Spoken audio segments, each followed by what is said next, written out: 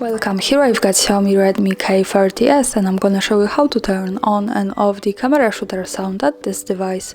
So let's start by tapping on the camera button to open it, and for now we are in the standard photo mode. From here let's go to the right corner to this button. When we pick this, we get access to more options about the camera we can manage. Now let's move to the left to this settings button.